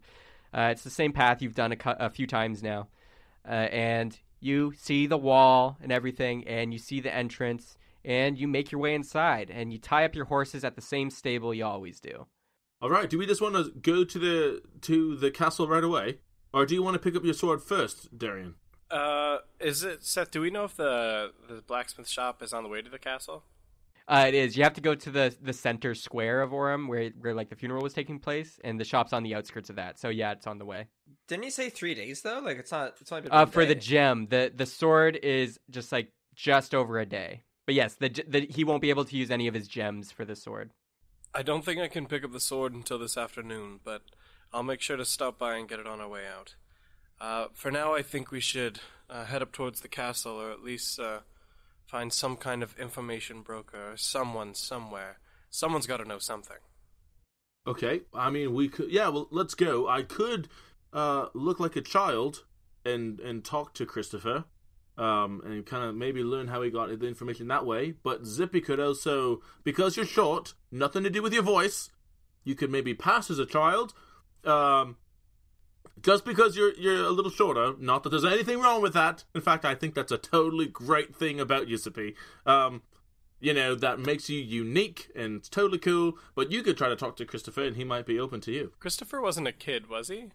No. What? He's like a teen young adult. Oh. Well, I totally misread that situation. I don't mean to cut off your clever idea, Normandy, but honestly, I think we can just go ask. I don't know why we need to be so sketchy about it. If we want to try and take the angle of, mercenaries, if we can take the angle of some kind of monetary incentive, that'll help throw some cover over potentially any other kind of motives like we talked about before. So why don't we go in pursuit of a reward, and maybe we can get more information that way. Perfect. All right. Any objections, Zippy? No, this all sounds like a really good idea. Almost too good, which makes me a little worried. Perfect. So on your way to the castle? Yeah, we'll go. All right. So you make your way there. People are kind of staring at you now, Darian, because you removed your cloak kind of later in the day. But you still get those odd stares, but it's not bothering you anymore. Nah, I don't give a fuck. Yeah, and it doesn't really bother any other people. People are just rude. And you guys make your way to the center square and everything, and you just see it's actually a mess. The party last night, you see there's some people still just drunk in the streets as well as you're making your way. The aftermath of this party is pretty nuts. There's lots of just litter and everything, and just when you're walking down the streets, sometimes you're walking in puddles of just booze and everything. It looks like it was pretty wild, and you didn't stay for all of it.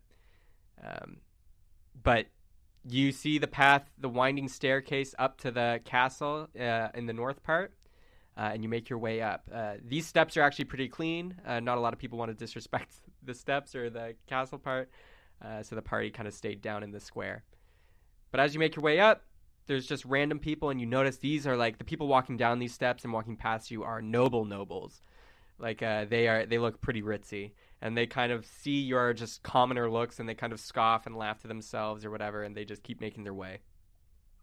You guys make it to the top of the staircase, and you see just the enormous. This castle is large, and it's just gold and in and out, like so much gold detailing and everything. Like all the gold that like makes this the Golden City, it's mostly here. And you see just a large archway and gaping wide entrance that leads into the castle. There's a lot of people mingling outside in the courtyard that you're in, and there's people also inside. You can tell that this is somewhat of a public place where people are free to kind of walk in, so you shouldn't have to be worried about, sneaking or anything. As you walk by, there is some people still like looking at your attire, and they're going to the castle dressed like that. And still some scoffing. You make your way inside, though, and it is just beautiful, just immaculate and detailed and everything. The pillars are just beautiful and spiraling figures of like past heroes and the original greeter team that found the first grand treasure. Like their symbols are kind of just like placed on the walls and everything. And there's lots of just more nobles. You see that there's kind of another large staircase just immediately in the lobby that goes up, but nobody seems to be allowed up there, and there's guards blocking that. So it seems like most of the main floor is allowed for the public, but higher up in the castle that's not allowed and only for royalty or those in the know. What would you like to do? Okay, I say, well, let's go find someone who is willing to give us more information. I think we should just ask who we talk to. Perfect. Yeah, so we look around for any kind of guide or liaison for the castle, I guess. Yeah. You see lots of people around. There are lots of just nobles. There's some guards. And okay. Yes. You want to go ask a guard? Yeah. I mean, if it's cool with everyone, yeah. I walk into a guard. Say, do you guys? I don't want to intrude. Yeah, I walk up to a guard and kind of make sure that Darian and Zippy are with me. You guys with them? Oh, yeah. Oh, sorry, I was distracted. Oh, yeah. No, Hey guys, I was just thinking how this place has nothing on Black Bunny Castle. From where I'm from. I gotta write that down. It's actually kind of terrible. Excuse me. Hello, good morning. My name is Normandy. Pleasure to meet you.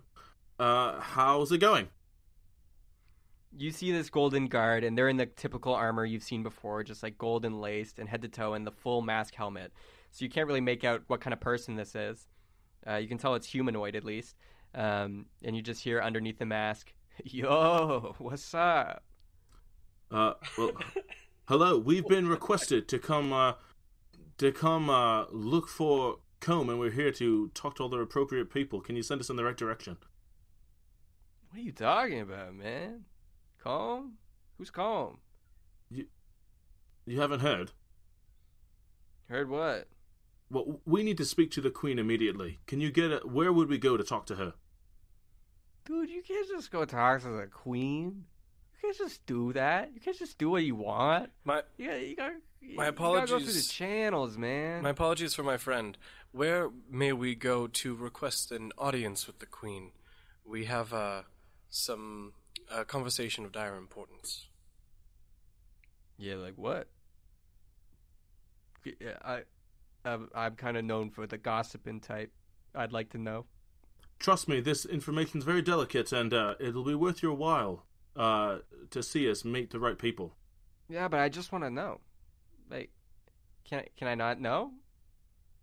It's no, delicate. Guys, I've been working a long shift. I need something to entertain me, and you guys look funny. Will you tell us if we entertain you? Yeah, yeah, hell yeah. All right. I use wild shape to turn into a penguin. Oh! Okay. Your ears morph into your body and shoot out your sides like flippers, and you go full Animorph boy and turn into a penguin. I start doing a cute little dance with my hands clapping together. Oh my gosh, that's adorable. People around you start to notice, and they're all like laughing, and they're like, "That's so cute!" And then there's one guard who was on the other side of the staircase, because this guard you're talking to is on like the left side of the staircase, and there's one on the right side. The right side one comes over, and he's like, Tommy, what are you doing? What is this? Why are you making people turn into penguins? "Ah, man, I was bored. They said I was gonna tell them how to talk to the Queen if they would." Oh my gosh. Guys, you can please stop degrading yourself with that stupid penguin. And somebody in the back's like, "But I love it." Sorry. All right, if you say so. And then I stop being a penguin. Oh, it was good. Good job. And you see a gold coin come from nowhere, and it like flicks to your feet like a tip. And I grab it and put it in my pocket. You got add the gold. Anyways, stop listening to Tommy here. What do you need? We, my friends in here, have an urgent matter that we need to discuss with the Queen, and we would like to request an audience. And are you someone important? You just seem like randoms We were to actually me. speaking with the Queen yesterday, during the festival, and she said that she was in dire need of our services, actually. Listen, I have zero proof of that. I can't just let anybody who claims to have talked to the Queen to go in there. Listen, I'm sure you could be persuaded. No, I actually can't. The only people allowed up there are the royal family, some higher tier nobles, or maybe greeters with official business. No, sir, my sincerest apologies. By no means was I requesting for you to let us waltz into the Queen's chambers. I am simply just looking on how we may request an audience with the Queen. This is no assumption that we will get one, just simply a request. Maybe at the end of this month. Every month, usually the royal king or queen will handle any of the questions. But since it's like election time, I doubt you're gonna get in, man. All right, now that's unfortunate. Thank you for letting me know. I do have one additional question for you. You were at the funeral yesterday, is that correct? Yes, of course. Everybody in Orem was there. Oh yes, for our dear departed King Pontus. May the gods rest his soul. I did rest notice. in peace, bud. Party.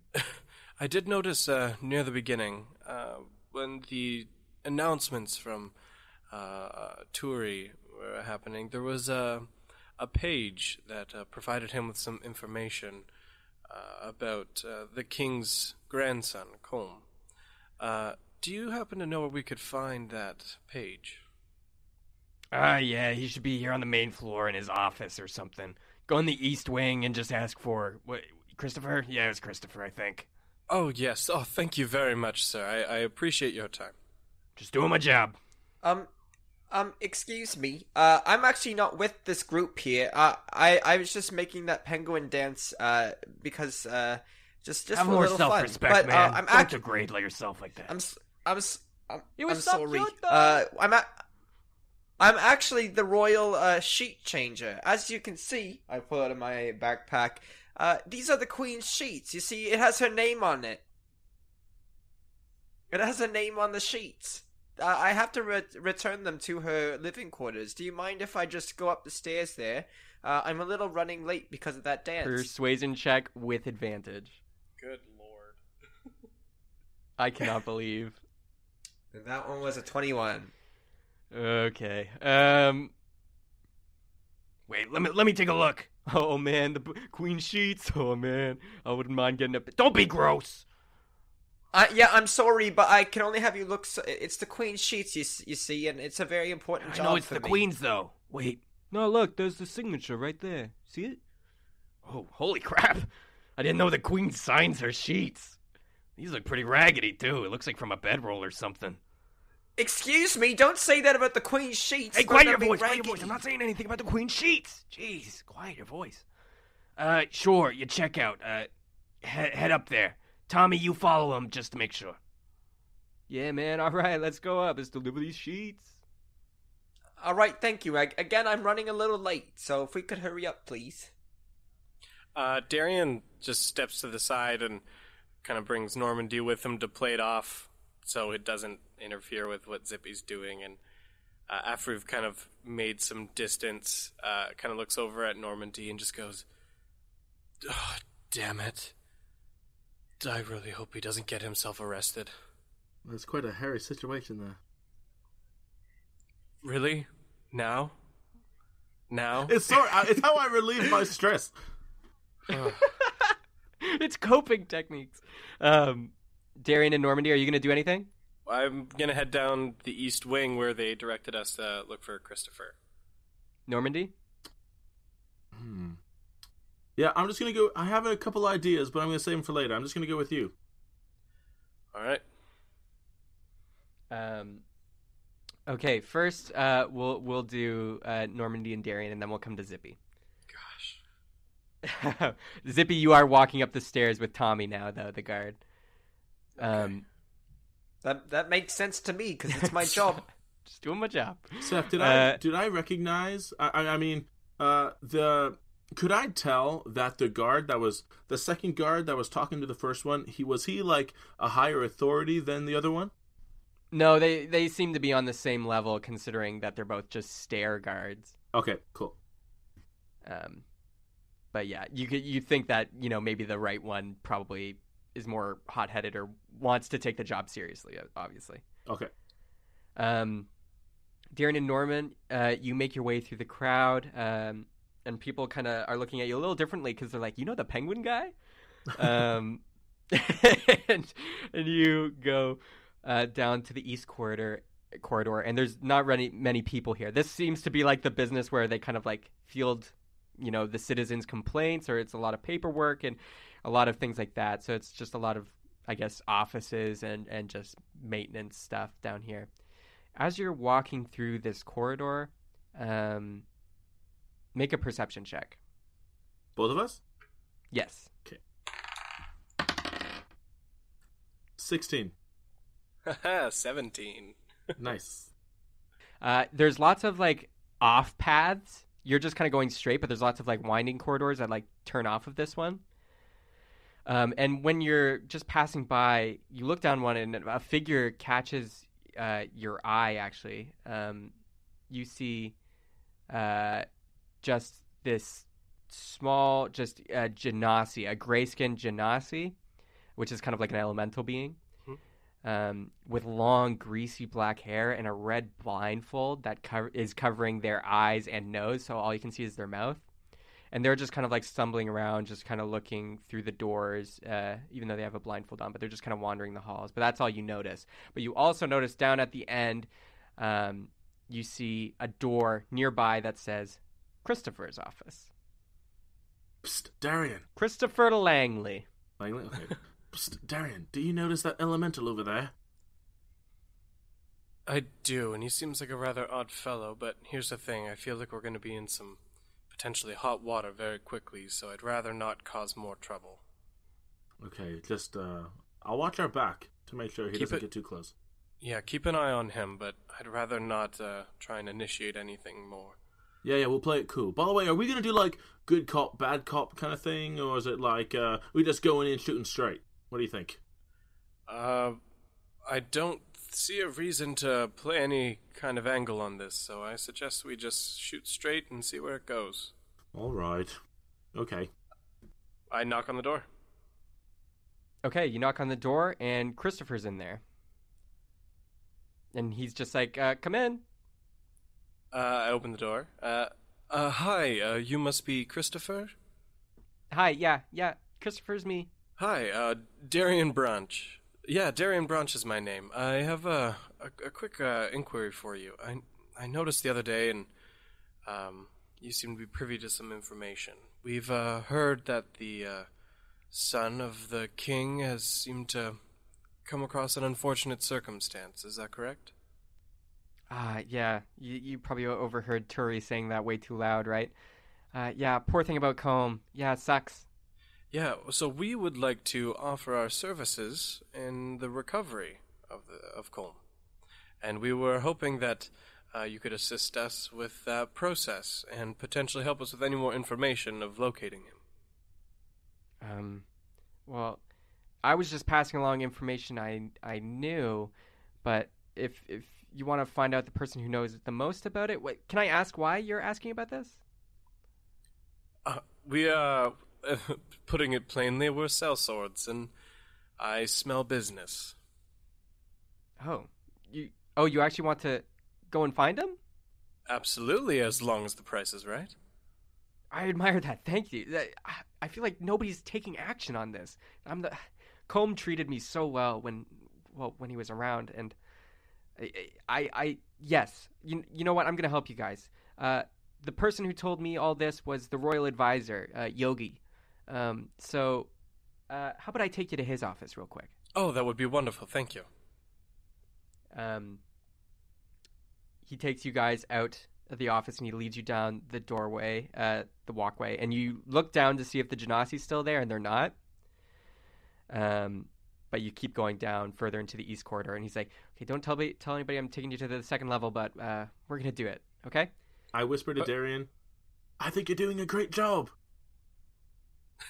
I whisper back, "Thank you." No problem. It's all about just staying cool and resourceful. You're very level-headed. I admire that. Yes, I would love to go to the second floor, and don't worry, we'll just keep it between friends. We should probably stop whispering, though. He's probably leading us to the second floor. I can almost hear you. I was saying almost. that. I was saying that to him, by the way. That was not to Normandy. Okay. He's like, "Okay, well, let's go up then. Thank you for keeping this between us."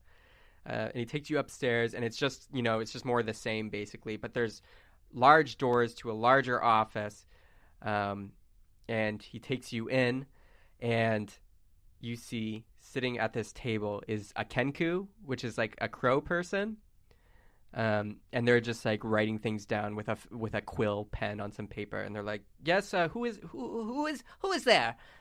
Who is coming to my office, please?" And Christopher's like, "Sorry, Yogi. I have some people who are interested in the Colm thing." "Well, you can shoo them away. I don't need to talk to. But please, could you hear them out? They have some interesting stuff." "Fine, I'll hear them out. Come in." Well, hello there, Yogi. My name is Darian Branch, and I'm a skilled swordsman in the area, and this is my compatriot, Normandy. We've been privy to some information that, unfortunately, Colm has come across a very unfortunate situation, and we would love to offer our services in the recovery of Colm. Really? As long I don't as think the many price is right. The price? I don't think anybody's willing to pay for that guy. He was a little bit of a dick. You are speaking about the current heir of the throne. Yeah, but nobody liked him. Not even Pontus did, as far as I'm concerned. And then Christopher's looking kind of sad. Christopher's looking sad. I heard from the pages that he treats them very well. Well, maybe the pages, but who cares about the pages? Am I right, Chris? Wrong audience. My bad. Yeah, either way, sure. You get Colm back, I'll give you 200 gold. That sound fine? Sure. How about we make it 3? How about you make sure he doesn't come back and I'll give you 3? Just a joke, just a joke. Sure, 3 sounds fine. Anything else I can do for you? Yes, we're going to need half of it up front to pay for supplies. What? Sure. Will this get you out of my office sooner?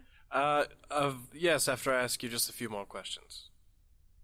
Fine, here's the cash, and he throws you 150. Okay. Can I take it? Yep. Okay. Excuse me, we're splitting that. But that's just me saying that. Okay. Do you have any other leads or information on his whereabouts? We heard it was something to do with a raid that happened somewhere near the Breathing Chasm. Yes, the raid that happened a few days ago. I'm assuming it was Limbo's work. You probably heard of the gang. Otherwise, I don't know anything. I was just informed from one of the guards there, from the ex-Captain Rand's report, that there was a raid, and it seemed suspicious, and the Colm that was supposed to be transferred in the carriages, or the caravan, was missing at the end. One more question, then. What can you tell us about the breathing chasms that they were being transported through? Why would they go through there? Is it not dangerous? Well, it's the safest way. The seas are too difficult to get from Leek's Garden to here. The safest way is going through the chasm, and there's usually a guide. There is a bridge being built, though, to go over it, so hopefully that will be done soon. Is there anyone who, or have the breathing chasms ever been known to... Well, I'll ask you this way. Why are they called the breathing chasms? It's because of the large gusts of air that come from beneath and lift people up. Nobody knows why, but the chasms themselves, for some reason, they tend to breathe. It's like air goes in and then out. Yeah. They say, actually, fun tip, they say that the breathing chasms were formed because the gods were just crushing the earth, digging away and clawing at it, looking for one of Salem's grand treasures. But, that's a rumor. Seems rather violent. Here, for the sake of brevity here, you mentioned that it was Captain Rand's report that a raid took place and that he was missing. Did he have any guesses as to where the direction they may have gone? Do they believe that they went back into the breathing chasm? No, he didn't say anything about that. He thinks some of the guards... He kept going on about how some of the golden guards weren't really theirs, and they may have been dirty guards or something. Limbo, again. Might be that. Potentially, yeah. But other than that, I have no more information. Do you have Captain Rand's report? Could we have access to it? I do not, actually. Where would we go to acquire it? Maybe the file office downstairs. I read it and threw it away. Well, either way, I believe our conversation has come to a conclusion. Again, we thank you very much, and we'll report back soon. Yes, thank you. Go on your way. And then as you guys turn around, the doors burst open, and you see the sorcerer candidate, Farron Rise, burst into the room, rushes past you, slams her hands on the table, and it's just like, Yogi, why is the election being postponed? I thought we were supposed to finish this today. This is not okay. Tori can't just do whatever he wants and postpone the election. My apologies, but he made the rules and Pontus appointed him to do it, so I guess what he says goes, Please don't hit me. I make eye contact with Darian and kind of do the head gesture like, we should definitely dip. Seeing the gesture, Darian will continue to exit. Okay. You guys are exiting, and as you're exiting, you just see Christopher's kind of sneaking out with you. And you just hear, as you're leaving and the door is closed behind you, that Farron is just yelling at him and just being like, we can't have this. This is unacceptable. We need to figure this out now. Find Tori. Where is Tori? I'm going to... And then the door is closed. I was going to say, I want to slowly close the door behind me and just kind of, good luck with the election, and finish closing the door. You have my vote. Hey! And then... It closes, and we're going to cut to Zippy now. Zippy, you're with Tommy, and you're on the 2nd level now, and he's actually taking you up to the 4th level, the highest height, where it's not the toppest part of the castle, but it's way up there, and it's where the bedroom of the queen is. And And he's just like, man, not even I get to go this high usually, but I'm with the sheet man. I'll just score a sweet gig like that, bunny man. You know, it's actually my first day, and the first thing I noticed around here is the security sucks around here. No offense, but you guys should really get some badges or something that we have to show. Dude, badgers. Or what about more penguins? Am I right? Yeah, I guess that's true. It's kind of my specialty thing. Yeah, I like that. It's cool, refreshing, just like the Arctic, you know? Yeah, I mean, I've never been, but I've certainly seen a penguin before. That's cool. I never seen one, except yours, but I knew what it was right away, because I read books. Anyways, hey, it looks like we're here. And you see two, like, just female servants in kind of wearing, like, maid outfits, and they're standing outside the door, and they're like, hello, how can I help you? Hey. Oh, you want to say something, little man? Well, I was just gonna say, I'm here to deliver a shipment to the Queen. She said it's very important I get it to her as quick as possible. Persuasion check?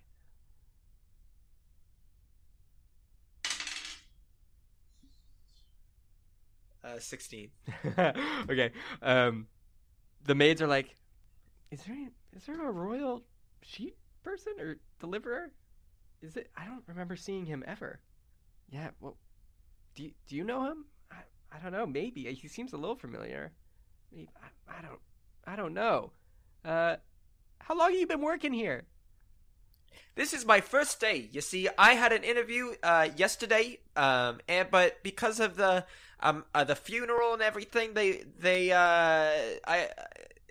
said that my documents, my official papers wouldn't be processed due to the amount of work going into the funeral.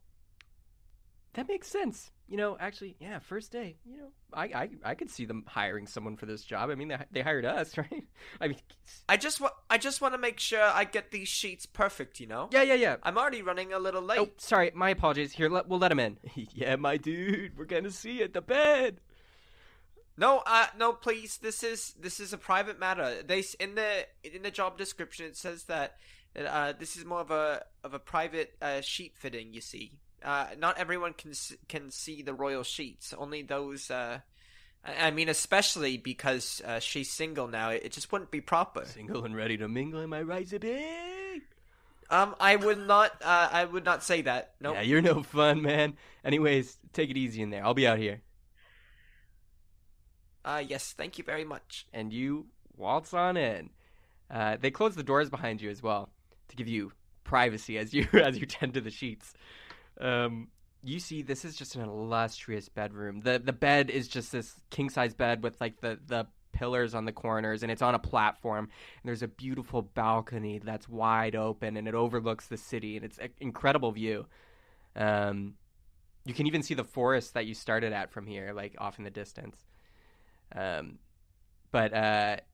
what do you want to do? Is anyone in the room? No one is in the room. It's just you, and pictures of a dead Pontus near the bedside that looked to have been recently cried on, and just regular bedroom stuff. It looks very illustrious though, and there's like jewelry on the counter and things like that. I go over to the wall of the bedroom. Okay. And I rummage through my backpack and put the doorknob into the wall. Yes. Oh, okay. Wait, where do you put it? Like eye level, like no, like, where so in the room? Sorry, against the wall. Just I any put the wall, doorknob or? on the floor, like right against the floor. Well, okay. I guess on the left wall if I was in the door. Okay, so to the left. So at the basically, I'll doorway. lay this out for you. You go in. On the left side of the wall, there's the bed, kind of in the center, that's pointing to the right. On the right side, there's the open balcony. On the far side, there's lots of like dressers and like the screen to dress behind. On your side is the entrance.